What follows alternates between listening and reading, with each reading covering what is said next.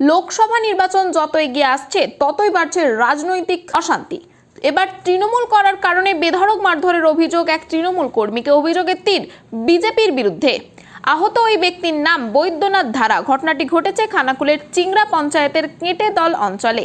জানা যায়, এদিন ওই ব্যক্তি কাজ শেষে বাড়ির পাশে একটি মাচায় বসেছিলেন। সেই সময় মদ্যপ অবস্থায় থাকা কিছু বিজেপি কর্মী তাকে বাড়ি থেকে না বেরোনোর হুমকি দেয়।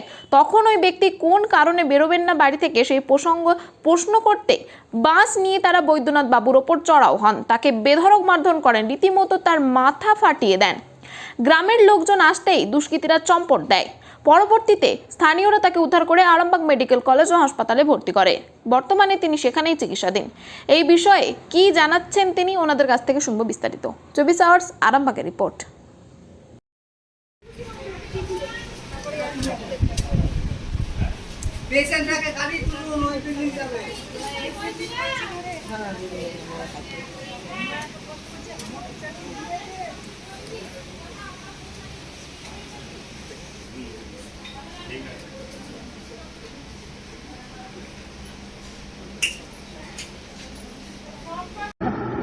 ঘটনা হয়েছিল বলতে, আমি সকালে কাজে গিয়েছিলাম 11টার সময় করে, বাড়িতে আমি 12টায় ফিরেছি।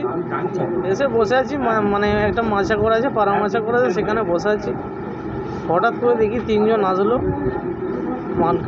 মাল খেয়ে এসে আমাকে বলছে, তোকে সাবধান করে যাচ্ছি, একদম বাইরে বেরোবি না, যাবি না। আমি কিসের জন্য? রাজনীতি করি বলে বলছে। হ্যাঁ, সেই কারণে আমাকে হুমকি দেয়। আমি বললাম, আমাকে কি মারবি? বললো হ্যাঁ। বলার সাথে সাথেই মারধর শুরু করে দিল। রোডে এনেছিল, বাঁশ ছিল, সে বাঁশ দিয়ে মেরে মাথাটা ফ্র্যাকচার মারধর করলো কেন? আমি পার্টি করতাম বলে, টিএমসি পার্টি করি। আর যারা মারধর করেছে ওনারা বিজেপি করে। তৃণমূল করার অপরাধে কি মারধর করে? হ্যাঁ, তৃণমূল করার অপরাধেই আমাকে মারধর। আপনি কি বুথ সভাপতি ছিলেন? আমি বুথ সভাপতি ছিলাম। কি নাম দাদা আপনার? আমার নাম বৈদ্যনাথ ধারা। আপনার বুথটা কত নম্বর? আমার 15 নম্বর বুথ। যারা মারধর করে চিনতে পেরেছেন? হ্যাঁ, চিনতে পেরেছি। তারা পুলিশকে জানিয়েছেন এই বিষয়ে আপনারা? হ্যাঁ, কারা উদ্ধার করে নিয়ে এলো? আমাকে আমাদের পাড়ার সব মানুষ বেরিয়ে পড়েছিল। পাড়াতে ছিলাম বলে হয়তো জানে বাঁচতে পেরেছি, না হলে হয়তো আমাকে মার্ডারই করে দিত। বলছি দাদা, আপনাকে কাকে কাকে মারধর করে? আমাকে একাকে করেছি। এ তো আমাদের চিংড়ে পঞ্চায়েত, না এখানে ওখানে সেখানে যেমন ইচ্ছা মারধর অশান্তি চালিয়েই যাচ্ছে। আমাদের এই কিছুদিন আগে এমপি গিয়েছিল মিতালি বাগ, তারও গাড়ি ভাঙচুর, আপনারা সবই জানেন, দেখেছেন। কাউকে ছাড়া নেই, কার্তিকেশ্বর, কাশী মণ্ডল, সমস্ত লোককে মারধর করেছে। ওদের পাশে অত্যাচার করে যাতে ভোট নিয়ে যায় সেই চেষ্টা করছে, লুটপাট করে একে তাকে মারধর করে।